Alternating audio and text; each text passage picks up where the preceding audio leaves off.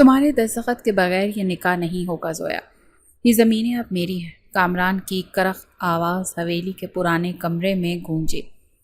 زویا نے خوف سے دیوار کے ساتھ لگ کر خود کو سکیڑ لیا۔ اس کی آنکھوں میں آنسو تھے اور سامنے کھڑا کامران کسی درندے سے کم نہیں لگ رہا تھا۔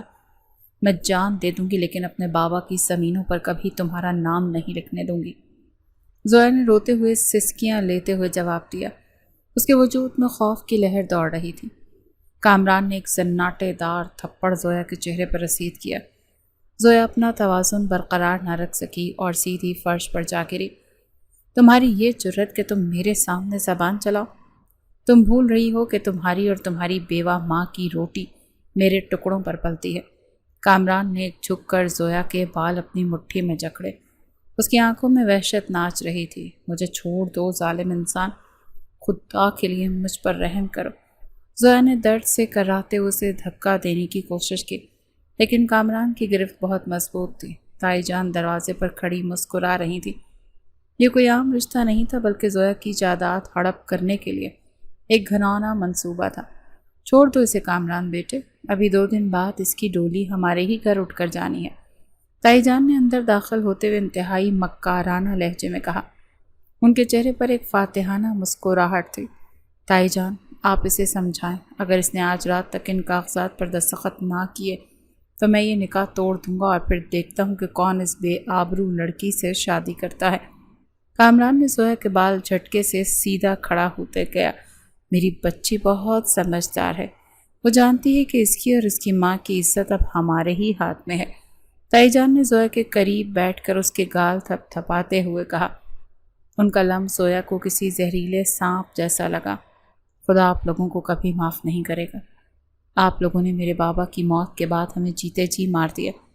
زویا نے اپنے آنسو صاف کرتے ہوئے نفرت سے تائی جان کی طرف دیکھا تھا۔ زبان سنبھال کر بات کرو لڑکی، ورنہ تمہاری اس بیمار ماں کو دھکے دے کر اس حویلی سے باہر نکال دوں گی۔ تائی جان کا لہجہ اچانک زہر آلود ہو گیا۔ ان کی مکاری اب کھلی دھمکی میں بدل چکی تھی۔ میری ماں کو بیچ میں مت لائیں، میں کر دوں گی دستخط، بس آپ لوگ مجھے اکیلا چھوڑ دیں۔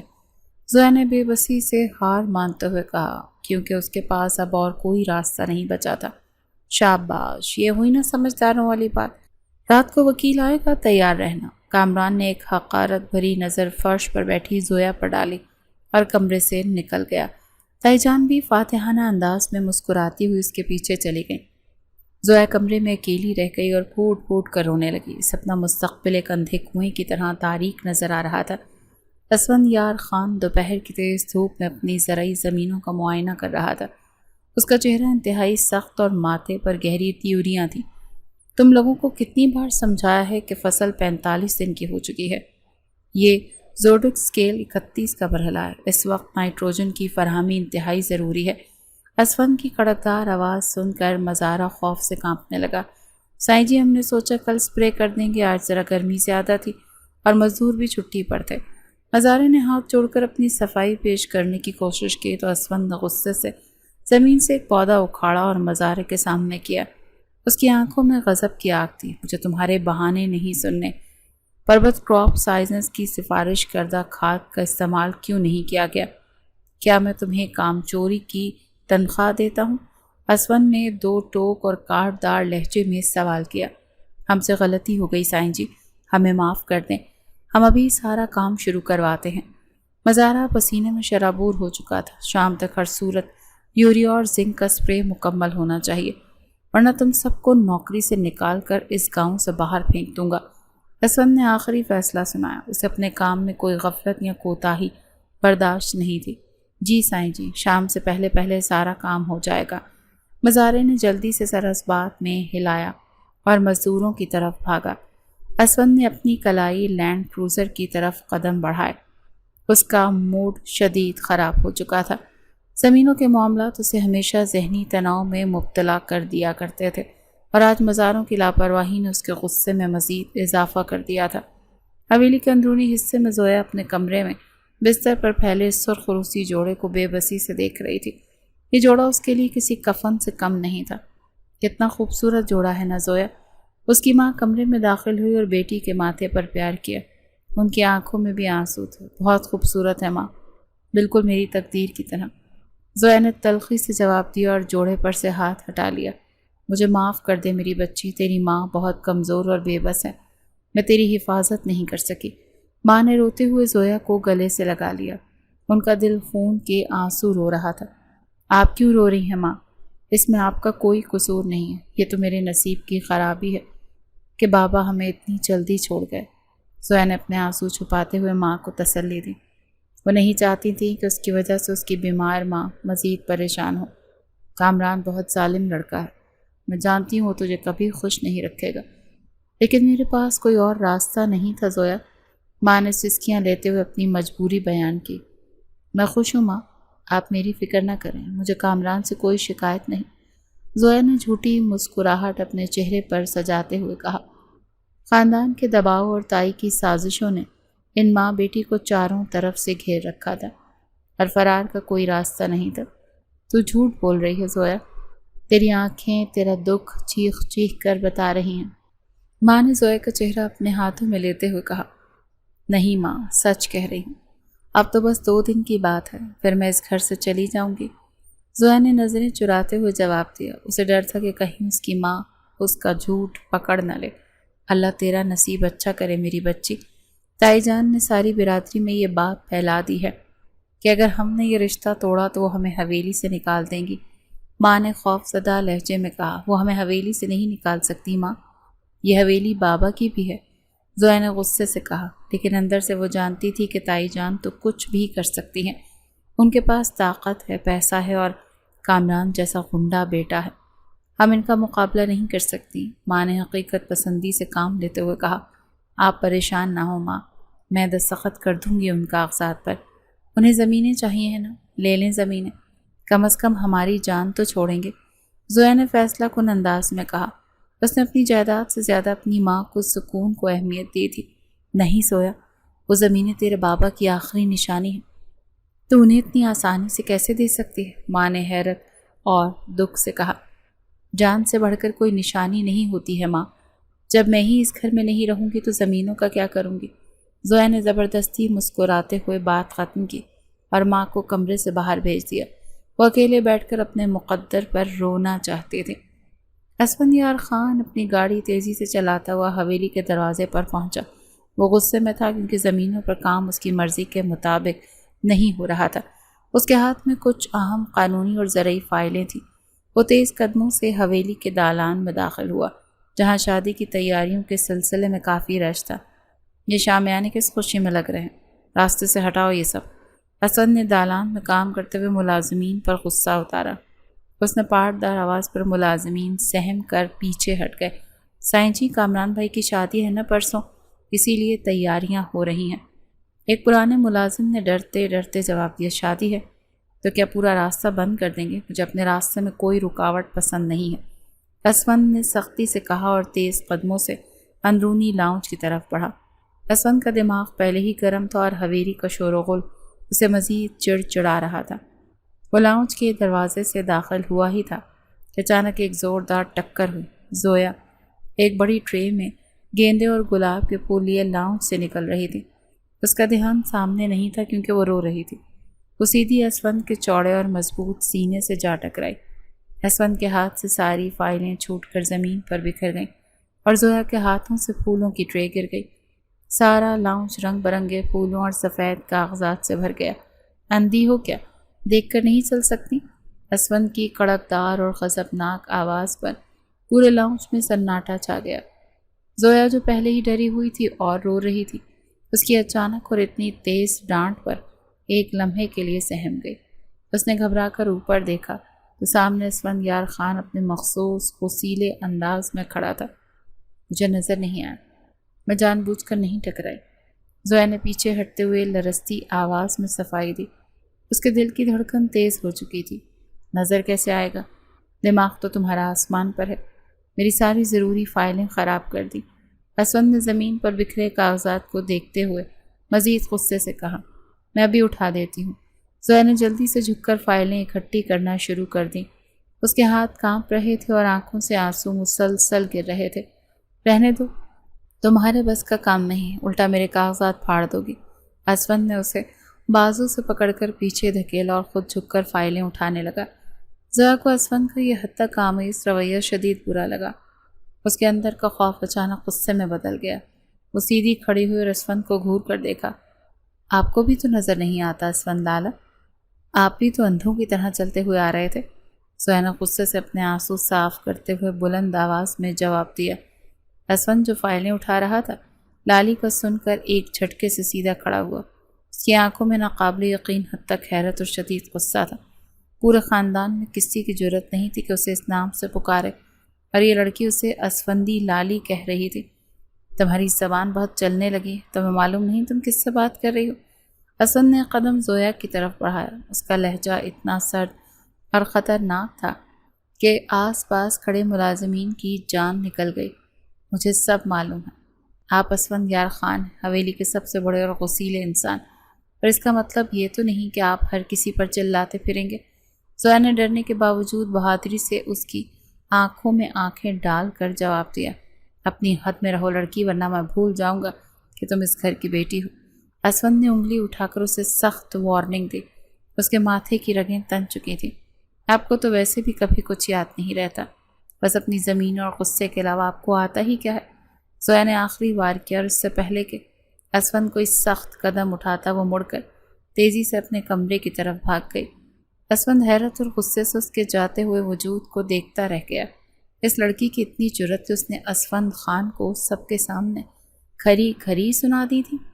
فضول لڑکی، اسفند نے بڑبڑاتے ہوئے اپنی فائلیں سمیٹی، لاؤنج سے نکل کر اپنے حصے کی طرف چلا گیا۔ اس کا موڈ اب پہلے سے بھی زیادہ خراب ہو چکا تھا۔ اسے زویا کی غصاخی کسی صورت ہضم ہی نہیں ہو رہی تھی۔ اپنے کمرے میں پہنچ کر زویا دروازے کے ساتھ لگ کر ہانپنے لگی۔ اسے خود پر یقین نہیں آ رہا تھا کہ اس نے اسفند جیسے خوفناک انسان کو اتنی بڑی بات کہہ دی تھی۔ میں پاگل ہو گئی، اگر اس نے تائی جان کو بتا دیا تو وہ مجھے کچا چبا جائیں گی۔ زویا نے اپنے ماتھے پر ہاتھ مارتے ہوئے خود کلامی کی، لیکن ساتھ ہی اسے ایک عجیب سا سکون بھی ملا تھا۔ اس نے اپنے اندر کا غصہ کسی پر تو نکالنا تھا۔ اگلے چند گھنٹے حویلی میں کافی گہما گہمی رہی۔ مہندی کی تقریب کی تیاریاں عروج پر تھیں اور پورے گھر کو برقی قمقموں اور پھولوں سے سجا دیا گیا تھا۔ شام ڈھلے مہمانوں کی آمد شروع ہو گئی۔ لاؤنج میں بڑا سا سٹیج لگایا گیا تھا اور چاروں طرف قالین بچھائے گئے تھے۔ ڈھولک کی تھاپ اور لڑکیوں کے گانوں کے شور نے حویلی کے در و دیوار کو زندہ کر دیا تھا۔ زویا اپنے کمرے میں تیار بیٹھی تھی اور اس نے پیلے رنگ کا سادہ سا سوٹ پہن رکھا تھا، اور اس کے چہرے پر کسی قسم کی بھی خوشی موجود نہیں تھی۔ وہ ایک روبوٹ کی طرح تائی جان کے احکامات مان رہی تھی۔ چلو زویا، باہر چلو، سب مہمان آ چکے ہیں اور تم یہاں منہ لٹکائے بیٹھی ہو، تائی جان نے کمرے کا دروازہ کھولتے ہوئے سخت لہجے میں کہا۔ میں آ رہی ہوں تائی جان، زویا نے بے دلی سے جواب دیا اور اپنا جگہ سے اٹھ کر کھڑی ہوئی۔ چہرے پر تھوڑی رونق لے آؤ لڑکی، لوگ کیا کہیں گے کہ کامران جیسے ہیرے سے شادی ہو رہی ہے اور لڑکی رو رہی ہے۔ تائی جان نے زویا کے کاندھے کو سختی سے دباتے ہوئے وارننگ دی۔ میں مسکرا رہی ہوں تائی جان۔ زویا نے اپنے ہونٹوں پر ایک مصنوعی اور بے جان مسکراہٹ سجائی اور تائی جان کے سامنے کمرے سے باہر آ گئی۔ لاؤنج میں بہت رش تھا۔ کامران اپنے دوستوں کے ساتھ ایک طرف بیٹھا قہقہے لگا رہا تھا۔ زویا کو دیکھتے ہی اس کے چہرے پر ایک خبیثانہ مسکراہٹ ابھر آئی۔ زویا جا کر لڑکیوں کے پاس بیٹھ گئی۔ اس کا دل چاہ رہا تھا کہ وہ اس محفل سے بھاگ جائے، لیکن اس کے پیروں میں مجبوریوں کی زنجیریں بندھی تھیں۔ وہ خاموشی سے ڈھولک بجاتی لڑکیوں کو دیکھنے لگی اور اس کا ذہن اپنی ویران زندگی کے خیالوں میں بھٹکنے لگا۔ کہانی کے اس موڑ پر ابھی بہت سے طوفان آنا باقی تھے جن کا زویا کو کوئی اندازہ نہیں تھا۔ حویلی کا وسیع صحن رنگ برنگی روشنیوں سے نہا رہا تھا۔ مہندی کی تقریب اپنے عروج پر تھی اور ڈھولک کی تھاپ کے ساتھ گائے جانے والے روایتی گیتوں نے ماحول کو انتہائی پرشور بنا دیا تھا۔ مہمانوں کی چہل پہل اور قہقہوں کے درمیان زویا ایک کونے میں پیلے رنگ کے جوڑے میں سمٹی بیٹھی تھی۔ اس کا چہرہ زرد تھا اور آنکھوں میں ایک نہ ختم ہونے والی ویرانی چھائی ہوئی تھی۔ لاؤنج کے دوسرے سرے پر کامران اپنے آوارہ دوستوں کے جھرمٹ میں بیٹھا قہقہے لگا رہا تھا۔ اس کی نظریں بار بار زویا کی طرف اٹھتی تھیں اور ان میں خبیثانہ چمک نمایاں ہوتی تھی۔ زویا کی ماں ایک طرف بیٹھی خاموشی سے آنسو پی رہی تھی، کیونکہ وہ جانتی تھی کہ ان کی بیٹی کسی قربانی کی بھینٹ چڑھنے والی ہے۔ تائی جان مہمانوں کو چھوڑ کر تیزی سے زویا کے پاس آئیں۔ ان کے چہرے پر بناوٹی مسکراہٹ اور آنکھوں میں سختی تھی۔ منہ لٹکا کر کیوں بیٹھی ہو لڑکی؟ لوگ کیا سوچیں گے؟ ہم نے تم پر کوئی ظلم کیا ہے؟ تائی جان نے زویا کے کاندھے کو دباتے ہوئے سرگوشی کے انداز میں ڈانٹا۔ زویا نے بمشکل اپنے آنسو روکے اور تائی جان کی طرف دیکھا۔ اس کا دل چاہ رہا تھا کہ وہ چیخ چیخ کر سب کو ان کا اصل چہرہ دکھا دے۔ میں ٹھیک ہوں تائی جان، بس تھکاوٹ کی وجہ سے سر میں درد ہے۔ زویا نے نظریں جھکا کر ایک کمزور سا بہانہ تراشا۔ یہ سر درد 2 دن بعد اپنے شوہر کو دکھانا، ابھی سیدھی ہو کر بیٹھو اور مسکراؤ۔ تائی جان نے کاٹدار لہجے میں حکم دیا اور واپس مہمانوں کی طرف مڑ گئیں۔ اسی دوران حویلی کے بیرونی دروازے سے کامران کے 2 خاص دوست دانش اور راحیل اندر داخل ہوئے۔ ان کے ہاتھوں میں مٹھائی کے بڑے اور خوبصورت ڈبے تھے۔ وہ سیدھے کامران کی طرف گئے اور اشارے سے ایک طرف بلایا۔ یار کامران، یہ ڈبے خاص طور پر ہم نے تیار کروائے ہیں۔ دانش نے ایک سرخ رنگ کا ڈبہ کامران کے ہاتھ میں دیتے ہوئے شرارتی انداز میں کہا، اس میں ایسا کیا خاص ہے جو تم لوگ اتنی دور سے لے کر آئے؟ کامران نے ڈبے کو حیرت سے دیکھتے ہوئے پوچھا تھا۔ اس نے بانچیں کھلی ہوئی تھیں۔ اس میں خالص بھانگ والے لڈو ہیں میرے بھائی، آج رات کی محفل کو رنگین بنانے کا پورا انتظام ہے۔ راحیل نے کامران کے کاندھے پر ہاتھ مارتے ہوئے قہقہہ لگایا، تم لوگ بھی نہ پورے پاگل ہو۔ اگر تائی جان یا اس قصیل اسفند کو پتہ چل گیا نا تو ہماری کھال ادھیڑ دے گا۔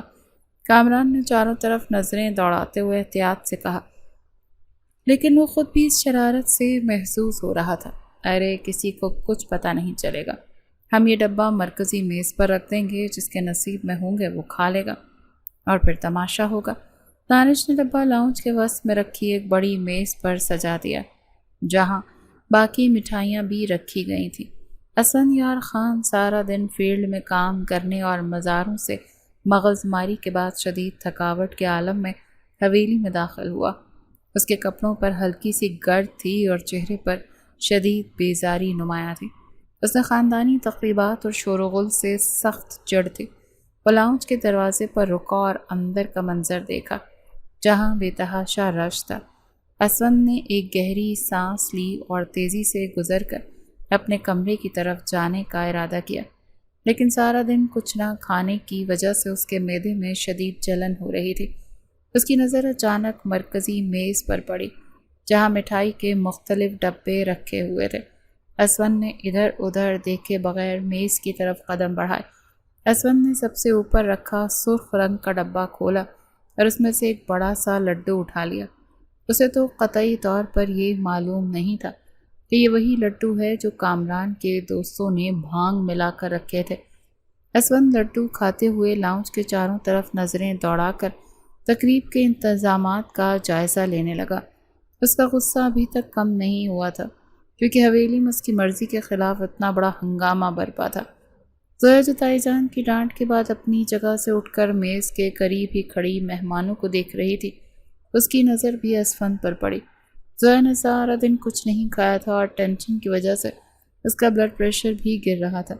اس نے اسفند کو لڈو کھاتے دیکھا تو اس کے منہ میں بھی پانی آ گیا۔ وہ بھوک سے بے حال تھی۔ زویا ہچکچاتے ہوئے اسفند کے قریب گئی اور آہستہ سے گلا کھنکار کر اسے متوجہ کیا۔ اسفند نے مڑ کر انتہائی سرد اور کاٹ دار نگاہوں سے اسے دیکھا۔ زویا ایک لمحے کے لیے گھبرائی، لیکن بھوک نے اس کا ڈر ختم کر دیا۔ مجھے بھی بھوک لگی ہے، کیا آپ یہ لڈو مجھے بھی دے سکتے ہیں؟ زویا نے ڈرتے ڈرتے میز کی طرف اشارہ کرتے ہوئے اسفند سے پوچھا۔ اسفند نے ایک حقارت بھری نظر زویا کے چہرے پر ڈالی۔ اسے زویا کی دوپہر والی گستاخی ابھی تک یاد تھی۔ تمہارے ہاتھ پاؤں سلامت ہیں، خود اٹھا کر کھا لو، مجھ سے کیا فرمائشیں کر رہی ہو؟ اسفند کا لہجہ انتہائی کڑوا اور بے درد تھا۔ مجھے میز کے پاس کھڑے کامران کے دوستوں سے ڈر لگتا ہے، وہ مجھے عجیب نظروں سے دیکھتے ہیں۔ زویا نے مجبوری سے اپنی صفائی پیش کی اور اسفند کی طرف التجا بھری نظروں سے دیکھا۔ اسفند نے زویا کی اس بات پر ایک گہری سانس لی اور جان چھڑانے کے لیے اسی سرخ ڈبے سے ایک اور لڈو اٹھا کر سختی سے زویا کے ہاتھ پہ رکھ دیا۔ یہ لو اور جا کر کسی کونے میں بیٹھ جاؤ، مجھے تمہاری شکل دیکھ کر دوپہر والا غصہ دوبارہ سے یاد آ جاتا ہے۔ اسفند نے سرد مہری سے کہا اور خود وہاں سے مڑ کر دوسری طرف چلا گیا۔ زویا نے بغیر کچھ سوچے سمجھے وہ بھانگ والا لڈو چند سیکنڈز میں ہی ختم کر لیا۔ اسے لڈو کا ذائقہ تھوڑا سا عجیب لگا، لیکن بھوک کی شدت نے اس نے پرواہ ہی نہیں کی۔ وہ واپس اپنی جگہ پر آ کر بیٹھ گئی اور تقریب کو دیکھنے لگی۔ کچھ ہی دیر کے بعد زویا کو اپنا سر چکراتا ہوا محسوس ہوا۔ اسے لگا جیسے زمین ہل رہی ہے اور ارد گرد کی روشنیاں دھندلی ہو رہی ہیں۔ اس کے دماغ کی رگیں تن گئیں اور مہمانوں کی آواز ایک عجیب سی گونج میں تبدیل ہونے لگی۔ زویا نے اپنا سر پکڑا اور آنکھیں بند کر لیں۔ زویا، کیا ہوا؟ طبیعت خراب ہے تمہاری؟ اس کی ماں نے پاس آ کر تشویش سے پوچھا۔ کچھ نہیں ماں، بس مجھے بہت عجیب سا محسوس ہو رہا ہے، جیسے لگ رہا ہے میں اڑ رہی ہوں، میں ہواؤں میں اڑ رہی ہوں۔ زویا نے آنکھیں کھولی تو ان میں ایک عجیب سی سرخی تھی۔ اس نے ایک زوردار قہقہ لگایا جو پورے لاؤنج میں گونج گیا۔ یہ کیا بدتمیزی ہے زویا، سب مہمان دیکھ رہے ہیں۔ ماں نے گھبرا کر زویا کا ہاتھ پکڑا اور اسے چپ کرانے کی کوشش کی، لیکن زویا اب اپنے ہوش و حواس کھو چکی تھی۔ بھانگ کا اثر اس کے دماغ پر پوری طرح سے حاوی ہو چکا تھا۔ وہ یکدم اپنی جگہ سے اٹھی اور سیدھا اسٹیج کی طرف بھاگی۔ اسے وہاں بیٹھی ایک لڑکی کے ہاتھ سے ڈھولک چھین لی۔ آج تو میں گاؤں گی، بہت مزہ آ رہا ہے۔ زویا نے اونچی آواز میں بے تکی باتوں میں اور گانا شروع کر دیا۔ اس نے ڈھولک کو عجیب و غریب انداز میں پیٹا اور ساتھ ہی زور زور سے چیخنا شروع کر دیا۔ پورے لاؤنج میں اچانک سناٹا چھا گیا۔ گانے والی لڑکیاں خاموش ہو گئیں اور سب مہمان حیرت اور صدمے سے زویا کے اس تماشے کو دیکھنے لگے۔ تائی جان کا چہرہ غصے سے سرخ ہو گیا اور وہ تیزی سے اسٹیج کی طرف لپکی۔ یہ کیا بےہودگی ہے لڑکی، دماغ خراب ہو گیا ہے تمہارا؟ تائی جان نے زویا کے ہاتھ سے ڈھولک چھیننے کی کوشش کی۔ ہٹو یہاں سے موٹی تائی، تم نے تو میری زندگی برباد کی ہے، تم چڑیل ہو۔ زویا نے تائی جان کو زور سے دھکا دیا اور دوبارہ ہنسنے لگی۔ کامران جو دور کھڑا یہ تماشا دیکھ رہا تھا غصے سے پاگل ہو گیا۔ وہ تیزی سے چلتا ہوا اسٹیج کی طرف آیا۔ اس کی آنکھوں میں خون اتر آیا۔ اس پاگل لڑکی کو اندر بند کرو، اس نے ہماری ساری عزت مٹی میں ملا دی۔ کامران نے آگے بڑھ کر زویا کے بال پکڑنا چاہے، لیکن کسی مضبوط اور آہنی ہاتھ نے اس کے بازو پکڑ لیا۔ اسفند جب یہ تماشا دیکھا تو اس کا پارا ہائی ہو گیا۔ وہ جانتا تھا یہ لڑکی پاگل ہو چکی ہے اور خاندان کی بدنامی ہو رہی ہے۔ اس نے تیزی سے آگے بڑھ کر کامران کو پیچھے دھکیلا۔ اس سے دور رہو کامران، میں اسے سنبھال لوں گا۔ اسفند کی گرجدار آواز کامران کو اپنی جگہ پر منجمد کر گئی تھی۔ اسفند کے لہجے میں ایسی وحشت تھی کہ کوئی اس کے سامنے بولنے کی جرت بھی نہیں کر سکتا تھا۔ یہ پاگل ہو گئی ہے اسفند بھائی، سب مہمان ہم پر ہنس رہے ہیں۔ کامران نے دانت پیستے ہوئے اپنی خفت مٹانے کی کوشش کی۔ میں نے کہا نا کہ میں اسے دیکھ لوں گا، تم جا کر مہمانوں کو سنبھالو۔ اسفند نے دو ٹوک فیصلہ سنایا اور زویا کی طرف مڑا، جو ابھی تک ہنسے ہی جا رہی تھی۔ اسفند نے زویا کو بازو سے سختی سے پکڑا اور اسے اسٹیج سے نیچے اتارا۔ زویا نے مزاحمت کرنے کی کوشش کی۔ مجھے چھوڑ دو ظالم انسان، تم بھی ان سب کے ساتھ ملے ہوئے ہو۔ زویا نے اسفند کے سینے پر مکے مارتے ہوئے اونچی آواز میں چلانا شروع کیا۔ چپ کر جاؤ لڑکی، ورنہ میں تمہاری جان نکال دوں گا۔ اسفند نے زویا کا بازو مزید سختی سے جکڑا اور اسے گھسیٹتا ہوا لاؤنج سے باہر کی طرف لے گیا۔ اسفند کا غصہ عروج پر تھا۔ وہ سمجھ نہیں پا رہا تھا کہ زویا کو اچانک کیا دورہ پڑا ہے۔ وہ اسے حویلی کے اندر نہیں رکھ سکتا تھا کیونکہ وہ مسلسل چیخ رہی تھی اور اس کی آوازیں باہر تک آ رہی تھیں۔ اسفند نے اسے زبردستی اپنی گاڑی کی پچھلی سیٹ پر پھینکا اور دروازہ لاک کر دیا۔ مجھے باہر نکالو، میں نے ابھی اور گانے گانے ہیں۔ زویا نے گاڑی کے شیشے پر ہاتھ مارتے ہوئے اندر سے شور مچایا۔ اسفند نے ڈرائیونگ سیٹ سنبھالی اور گاڑی کو پوری رفتار سے حویلی کے گیٹ سے باہر نکال لیا۔ اس نے فیصلہ کیا کہ وہ اسے اس حالت میں حویلی میں نہیں رکھ سکتا۔ یہ خاندانی وقار کا مسئلہ تھا۔ اسفند گاڑی کو تیز رفتاری سے چلاتا ہوا شہر میں اپنے ذاتی فلیٹ کی طرف روانہ ہوا۔ راستے میں زویا کبھی روتی اور کبھی ہنسنے لگتی۔ اسفند کے ماتھے کی رگیں تن چکی تھیں اور وہ اسٹیئرنگ وہیل کو اتنی سختی سے پکڑے ہوئے تھا کہ اس کے بازوؤں کی ہاتھ کی پوریں سفید پڑ چکی تھی۔ فلیٹ کی پارکنگ میں گاڑی روکنے کے بعد اسفند نے زویا کو سہارا دے کر باہر نکالا۔ زویا کے قدم لڑکھڑا رہے تھے اور وہ بار بار اسفند کے اوپر گر رہی تھی۔ اسفند نے بمشکل اسے لفٹ کے ذریعے اپنے اپارٹمنٹ میں پہنچایا۔ اسفند نے فلیٹ کا دروازہ کھولا اور زویا کو اندر لے جا کر لاؤنج میں بڑے صوفے پر بٹھا دیا۔ اس نے لمبی سانس لی اور خود کو کچن کی طرف جا کر پانی پینے لگا تھا۔ اس کا دماغ غصے سے پھٹ رہا تھا کہ اس پاگل لڑکی نے بھری محفل میں کیسا تماشا لگایا ہے۔ تمہیں معلوم ہے اسفندی لالی، تمہاری شکل نا بھٹے سے ملتی ہے۔ وہ کہتے ہیں نا، ساتھ یہ زور سے ہنسی اسفند یار خان کے بازوؤں میں گری تھی۔ اسفند نے سختی سے اپنے لب بھینچے۔ اسفند کی غلطی کی وجہ سے وہ بھانگ کا لڈو کھا چکی تھی، جبھی وہ اسے گھر سے لے جانے کے بجائے اپنے فلیٹ پر لے آیا تھا، پر اب اس کے تماشے دیکھ غصہ بڑھتا جا رہا تھا۔ ہم تم سے نہیں ڈرتی لالی، بس تمہاری ناک سے ڈرتی ہیں۔ بس بہت بڑی ہے یہ، تمہارا بیوی تم کو کس کیسے کرے گا؟ اس کے سوال پر اسفند کا چہرہ سرخ پڑا۔ 2 دن بعد اس پاگل لڑکی کا نکاح تھا خالہ کے بیٹے سے۔ ہم ٹرائی کریں؟ وہ اچانک اسفند کے چہرے کے قریب ہوئی تو اتنا سخت اور ظالم ہونے کے باوجود اسفند کا دل زور سے دھڑکا۔ ایک جھٹکے سے اسے پیچھے کیا۔ وہ جو کبھی اسے دیکھتا بھی نہیں تھا، اس کے نکاح سے 2 دن پہلے اچانک احساسات بدلے تھے۔ اسفند کے اندر ایک عجیب سا طوفان برپا ہو گیا۔ وہ ایک پتھر دل اور اصولوں کا پکا انسان تھا جس نے کبھی کسی عورت کو اپنے اتنا قریب نہیں آنے دیا۔ زویا کی قربت اور اس کی معصوم نشے میں دھت باتوں نے اسفند کے مضبوط اعصاب کو ہلا کے رکھ دیا تھا۔ اس کا دل اس کے سینے میں بے ترتیب دھڑک رہا تھا۔ اپنی حد میں رہو زویا، تم ہوش میں نہیں ہو۔ اسفند نے اسے کاندھوں سے پکڑ کر سختی سے صوفے پر لٹایا اور خود دور جا کر کھڑا ہو گیا۔ مجھے نیند آ رہی ہے لالی، بہت نیند، زویا نے آنکھیں بند کرتے ہوئے مدہوش آواز میں کہا اور کروٹ لے کر صوفے پر لیٹ گئی۔ اسفند چند لمحے اسے دیکھتا رہا۔ اس کے دل میں زویا کے لیے پہلی بار ایک عجیب سی نرمی پیدا ہوئی۔ اس نے اپنے کمرے سے گرم کمبل لا کر زویا کے اوپر ڈالا تو زویا کا چہرہ نیند میں بہت معصوم اور پرسکون لگ رہا تھا، جیسے وہ حویلی کے تمام عذابوں سے آزاد ہو چکی ہو۔ اسفند نے فلیٹ کی لائٹس بند کی اور خود بیلکنی میں جا کر کھڑا ہو گیا۔ اس نے جیب سے سگریٹ نکالی اور سلگا لی۔ رات کا اندھیرا گہرا ہو رہا تھا اور شہر کی روشنیاں خاموش ہو رہی تھیں، لیکن اسفند کے دماغ میں خیالات کا ایک طوفان تھا۔ اس نے پوری رات جاگ کر گزاری تھی اور اس کا ذہن بار بار زویا کی طرف جا رہا تھا۔ وہ سوچ رہا تھا کہ کامران جیسا غلیظ اور جواری انسان زویا جیسی معصوم لڑکی کے لائق تو ہرگز نہیں ہے۔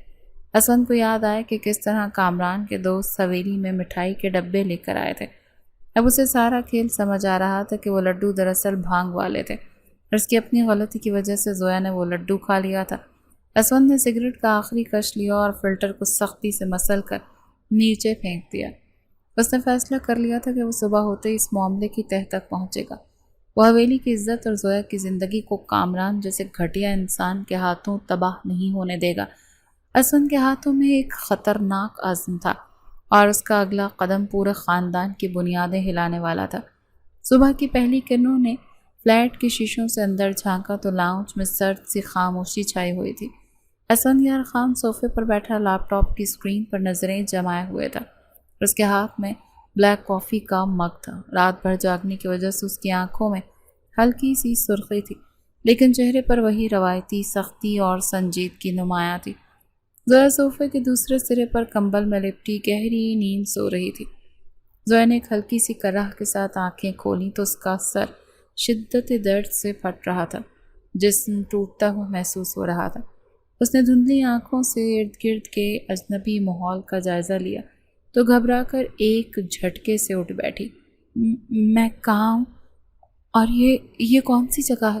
زویا نے خوفزدہ لہجے میں پوچھا اور اپنے دوپٹے کو سختی سے سینے کے گرد لپیٹ لیا۔ اسفند نے لیپ ٹاپ بند کیا اور کافی کا مگ میز پر رکھتے ہوئے زویا کی طرف ایک سرد نگاہ ڈالی۔ تم میرے فلیٹ پر ہو اور رات بھر یہیں سوتی رہی ہو۔ اسفند کا لہجہ انتہائی اسپاٹ اور دو ٹوک تھا۔ زویا کے چہرے کا رنگ اڑ گیا اور اس کی آنکھوں میں وحشت اتر آئی۔ وہ کانپتے ہاتھوں سے اپنے الجھتے ہوئے بالوں کو سمیٹنے لگی۔ میں یہاں کیسے آئی؟ مجھے تو کچھ یاد نہیں، زویا نے روحانسی آواز میں کہا اور اپنا سر سختی سے پکڑ لیا۔ تمہیں یاد کیسے ہوگا؟ رات جو تم نے بھری محفل میں بھانگ کھا کر تماشا لگایا تھا۔ اسفند نے طنزیہ انداز میں اس کی کل رات والی حرکت اسے یاد دلائی۔ بھانگ پر میں نے تو صرف آپ سے لے کر ایک لڈو ہی کھایا تھا۔ زویا نے حیرت اور شدید شرمندگی سے اپنی نظریں جھکا لیں۔ اس لڈو میں ہی بھانگ ملی ہوئی تھی، اور اگر میں تمہیں وہاں سے نکال کر یہاں نہ لاتا تو تم تو پورے خاندان کی عزت کو نیلام کر چکی ہوتی۔ اسفند نے غصے سے کھڑے ہو کر اسے کھری کھری سنائی۔ مجھے حویلی واپس جانا ہے، میری وجہ سے سب بہت پریشان ہوں گے، خاص طور پہ میری ماں۔ زویا کی آنکھوں سے آنسو بہنے لگے اور وہ جلدی سے صوفے سے اٹھے۔ چپ چاپ جا کر گاڑی میں بیٹھو، میں تمہیں حویلی چھوڑ دیتا ہوں، اور یاد رکھنا کسی کو کانوں کان خبر نہ ہو کہ تم رات یہاں تھی۔ اسفند نے سختی سے ہدایت کی اور میز سے گاڑی کی چابیاں اٹھا لیں۔ گاڑی کا سفر انتہائی خاموشی اور ذہنی تناؤ میں گزرا۔ اسفند کی نظریں سامنے سڑک پر جمی تھی اور زویا کھڑکی سے باہر دیکھتے ہوئے مسلسل رو رہی تھی۔ اسے سمجھ نہیں آ رہا تھا کہ وہ حویلی جا کر تائی جان اور اپنی ماں کو کیا جواب دے گی۔ حویلی کا پچھلا دروازہ کھلا اور سیدھی وہ اپنے کمرے میں جانا، اور اگر کوئی پوچھے تو کہہ دینا کہ طبیعت خراب ہونے کی وجہ سے تم پچھلے گیسٹ روم میں سو رہی تھی۔ اسفند نے گاڑی حویلی کے پچھلے حصے میں روکتے ہوئے زویا کو سنجیدگی سے ترکیب بتائی۔ شکریہ آپ کا کہ آپ نے میری عزت بچا لی، زویا نے لرزتی آواز میں کہا، اور جلدی سے گاڑی کا دروازہ کھول کر باہر نکل گئی۔ اسفند نے کوئی جواب نہیں دیا اور اسے تیز قدموں سے اندر جاتے ہوئے دیکھتا رہا۔ اس کی آنکھوں میں زویا کے لیے ایک عجیب سی فکر تھی جسے وہ خود بھی سمجھنے سے قاصر تھا۔ زویا دبے قدموں چلتی ہوئی اپنے کمرے میں داخل ہوئی تو سامنے ہی اس کی ماں مصلے پر بیٹھی رو رو کر اللہ سے دعائیں کر رہی تھی۔ زویا کو دیکھتے ہی وہ تیزی سے اٹھی اور اسے گلے سے لگا لیے۔ کہاں تھی تو ساری رات؟ میری تو جان ہی نکل گئی تھی، ماں نے زویا کا ماتھا چومتے ہوئے سسکیوں کے درمیان پوچھا۔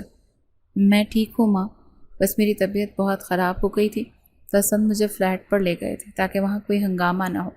زویا نے ماں سے جھوٹ بولنا مناسب نہ سمجھا اور سچی بات بتا دی۔ کیا تو رات بھر اسفند کے فلیٹ پر تھی؟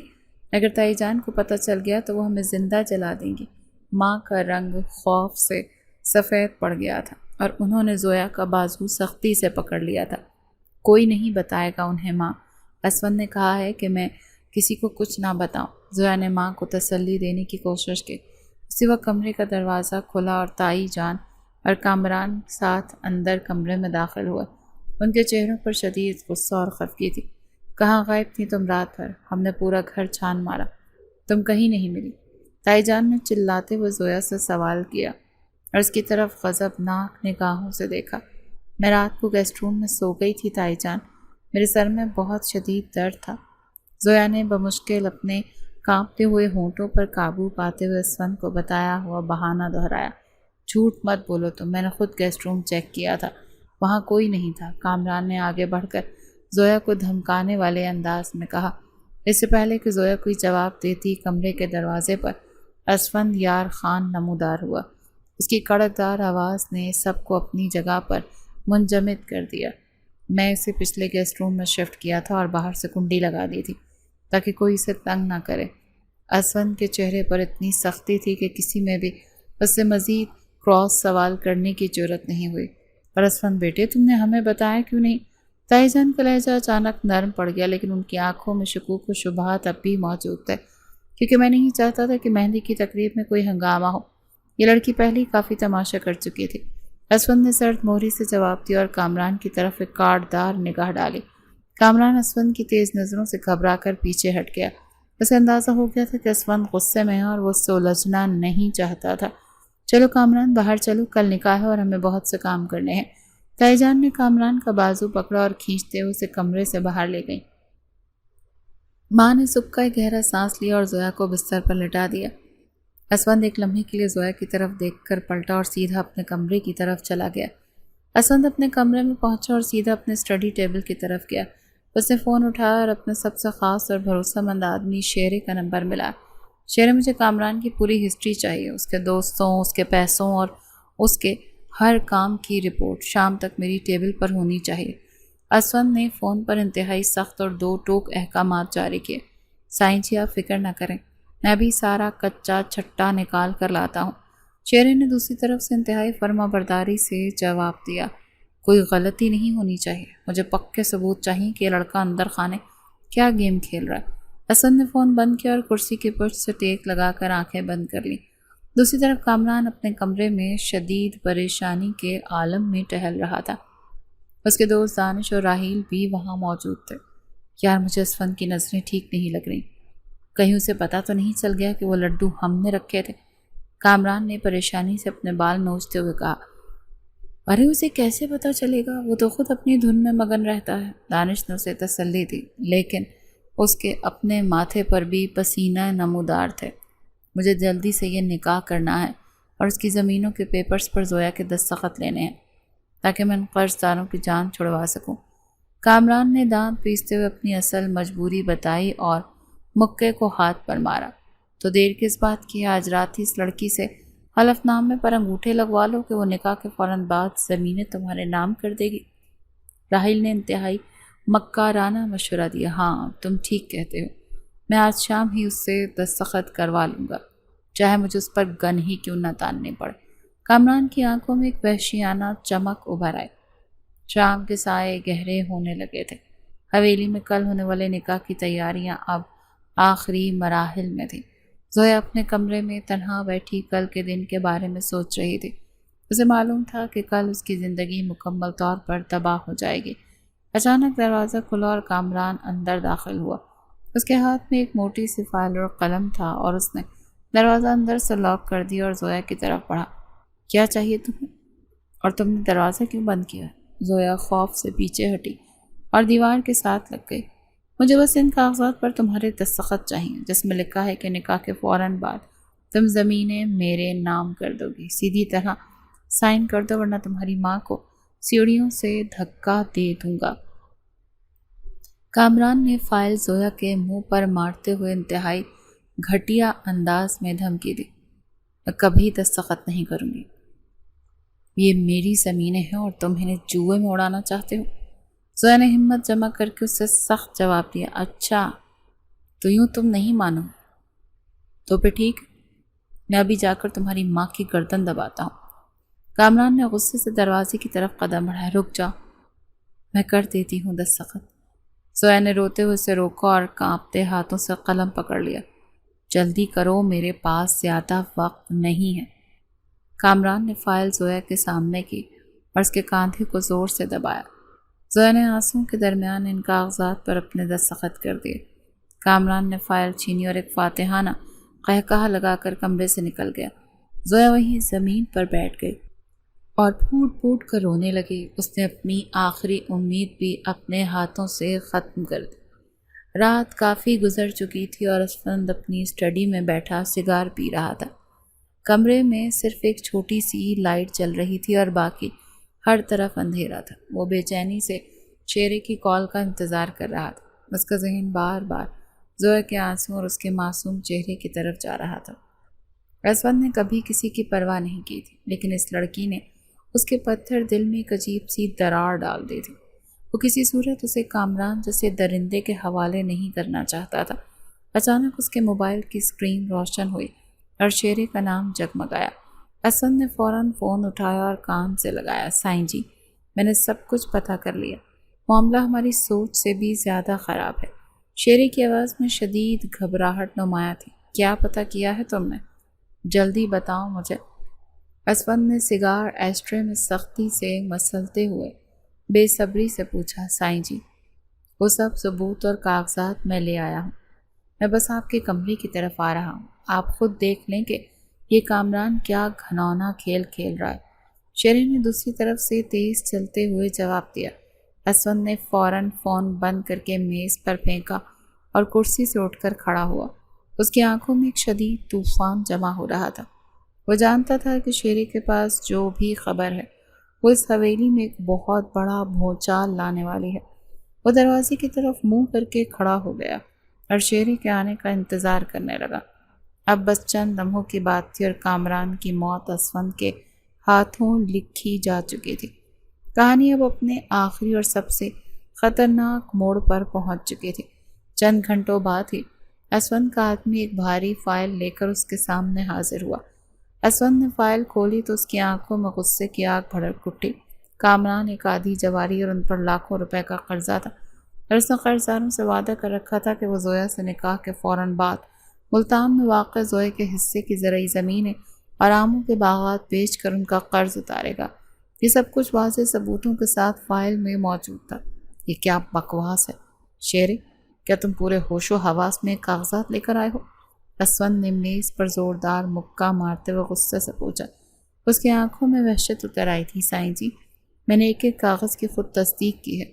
یہ کامران اندر سے بالکل کھوکھلا ہے اور غلیظ انسان ہے۔ شیرے نے ہاتھ باندھ کر انتہائی ادب اور خوف سے جواب دیا۔ اس کا چہرہ اسون کا غصہ دیکھ کر پیلا پڑ گیا تھا۔ اس بے غیرت کی اتنی جرت کہ وہ میرے گھر کی بیٹی کا سودا بازار کے غنڈوں سے کرے۔ اسون نے فائل کو سختی سے مٹھی میں دباتے ہوئے دانت پیس کر کہا۔ اس کے ماتھے کی رگیں تن گئی تھیں۔ سائیں جی، اس پر شہر کے سب سے خطرناک لوگوں کا قبضہ ہے اور وہ کسی بھی وقت حویلی پر دھاوا بول سکتے ہیں۔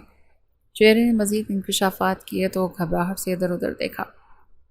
تم جاؤ شیرے، اب میں اس کا وہ بندوبست کروں گا کہ اس کے آنے والی نسلیں بھی یاد رکھیں گی۔ اسون نے فیصلہ کن انداز میں کہا اور کرسی سے اٹھ کر کھڑا ہو گیا۔ اسے اپنے گھر کی عزت سے کھیلنے والوں کے لیے کوئی رحم نہیں تھا۔ جی سائیں جی، میں باہر ہی کھڑا ہوں، آپ کو کوئی بھی ضرورت ہو تو مجھے آواز دے لیجیے گا۔ شیرے نے فرما برداری سے سر جھکایا اور تیزی سے کمرے سے باہر نکل گیا۔ اسون نے سگار سلگایا اور کمرے میں بے چینی سے ٹہلنے لگا۔ اس کے دماغ میں زویا کا معصوم اور روتا ہوا چہرہ گھوم رہا تھا۔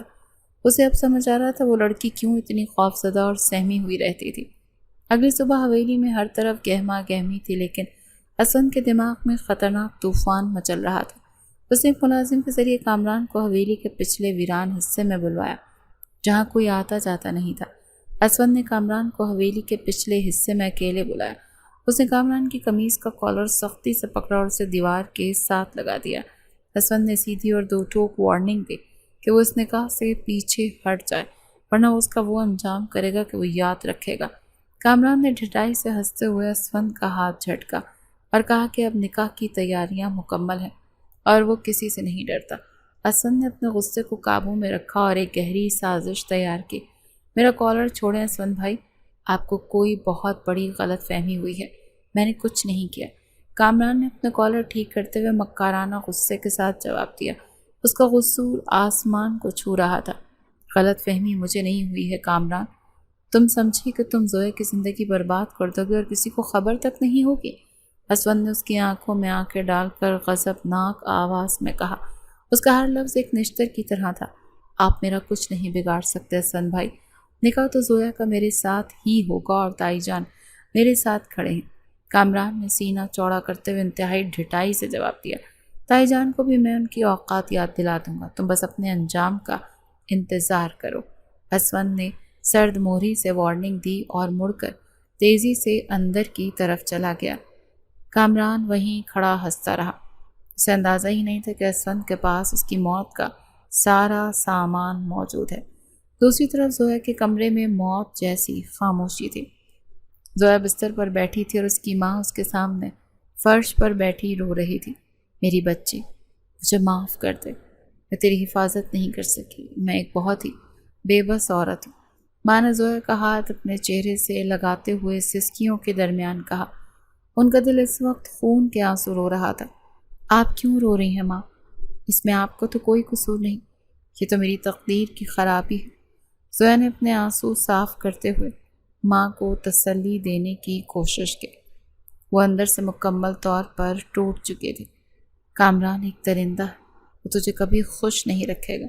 میں جانتی ہوں کہ اس کی نیت بالکل بھی ٹھیک نہیں ہے، ماں نے خوفزدہ لہجے میں کہا اور زویا کو گلے لگا لیا۔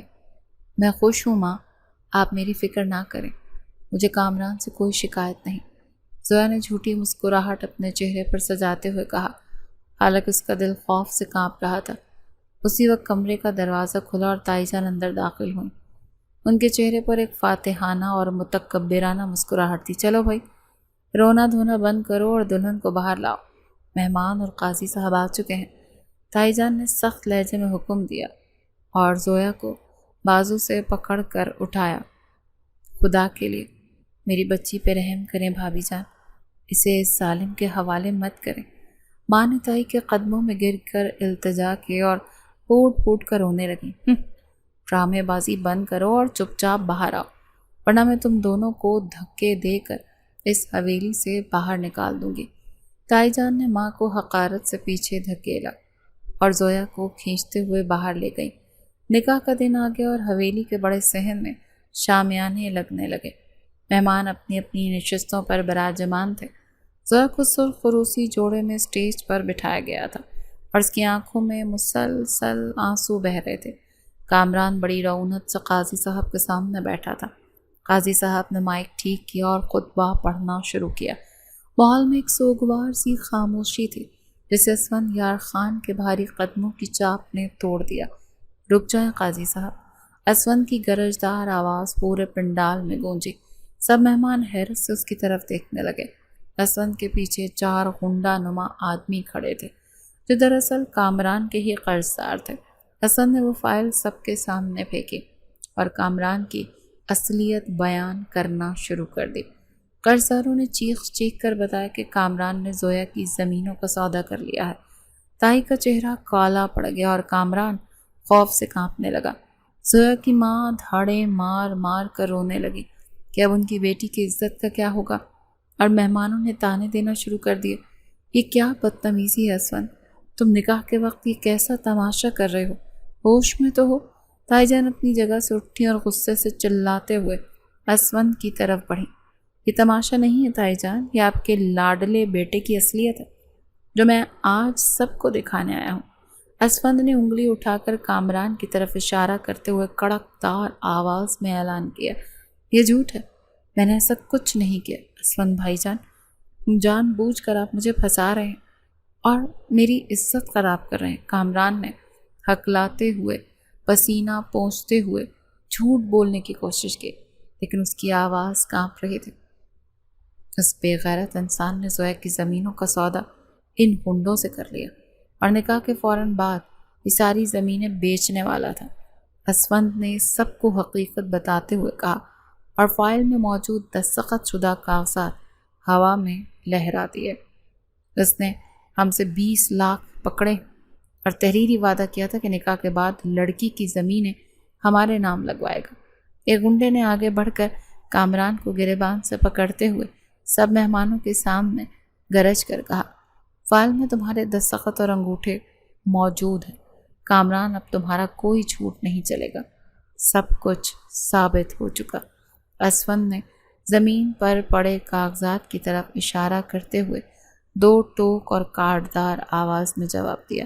اس کی آنکھوں میں فتح کی چمک تھی۔ ہائے، میری بچی کی زندگی برباد ہو گئی ہے۔ اب کون اس بدنامی اور تماشے کے بعد میری زویا کا ہاتھ تھامے گا؟ زویا کی ماں نے زمین پر بیٹھ کر بین کرنا شروع کر دیے۔ اس اچانک صدمے اور بدنامی کو برداشت نہیں کر پا رہی تھی۔ دیکھو ذرا کیسے شریف بن کر بیٹھے تھے، ماں بیٹے دونوں کے دونوں فراڈیے نکلے اور یتیم لڑکی کی جائیداد ہڑپ کرنے چلے تھے۔ مہمانوں میں سے ایک عورت نے تائی جان کی طرف طنزیہ نظروں سے دیکھتے ہوئے اونچی آواز میں کہا۔ پورے ذہن میں چہمگوئیاں اور تانے گونجنے لگے۔ یہ سب جھوٹ ہے، میرا بیٹا ایسا نہیں کر سکتا۔ اسفند کی سازش ہے یہ ہماری جائیداد چھیننے کی۔ تائی جان نے بے بسی سے چیختے ہوئے اپنی صفائی پیش کرنے کی کوشش کی۔ ان کی بات پر کسی کو یقین نہیں آ رہا تھا۔ خاموش ہو جائیں تائی جان، آپ کی سازشیں اب بے نقاب ہو چکی ہیں اور آپ کا اس گھر میں مزید کوئی حق نہیں رہا ہے۔ اسفند نے آگے بڑھ کر تائی جان کو سختی سے خاموش کروا دیا۔ اس کے لہجے میں ایک ایسی کاٹ تھی کہ تائی جان سہم گئی تھی۔ حویلی میں مچا ہنگامہ اسفند نے ایک کڑکدار آواز پر تھم گیا تھا۔ اس نے کامران کو گریبان سے پکڑ کر باہر پھینکا، سیدھا زویا کے پاس اسٹیج پر پہنچا۔ اسفند نے آگے بڑھ کر زویا کا کانپتا ہوا ہاتھ اپنے مضبوط ہاتھوں میں تھام لیا۔ اس نے قاضی صاحب کی طرف دیکھ کر فیصلہ کن لہجے میں اعلان کیا کہ زویا کا نکاح میرے ساتھ ہوگا۔ زویا نے حیرت اور صدمے سے اپنی بڑی بڑی آنکھوں سے اسفند کو دیکھا تو اسفند کا چہرہ سخت تھا، لیکن اس کی آنکھوں میں زویا کے لیے ایک مضبوط تحفظ تھا۔ قاضی صاحب نے نیا خطبہ پڑھا اور زویا نے اسفندیار خان کا نام سن کر اس بات میں سر ہلا دیا۔ وہ ایک ظالم کے چنگل سے نکل کر ایک مضبوط اور سچے انسان کی پناہ میں آ چکی تھی، اور یہ ایک خوبصورت کہانی کا نیا اور خوشگوار آغاز تھا۔ آپ یہ کیا کر رہے ہیں اسفند بھائی؟ مجھے چھوڑ دیں، زویا نے خوف اور حیرت سے اپنے آنسوں کے درمیان پوچھا۔ اس کا دل سینے میں زور زور سے دھڑک رہا تھا اور اسے اسون کے اس اچانک فیصلے پر یقین ہی نہیں آ رہا تھا۔ یہ لڑکی میرے گھر کی عزت ہے اور اس کی حفاظت کرنا میرا فرض ہے۔ قاضی صاحب، آپ نکاح پڑھائیں۔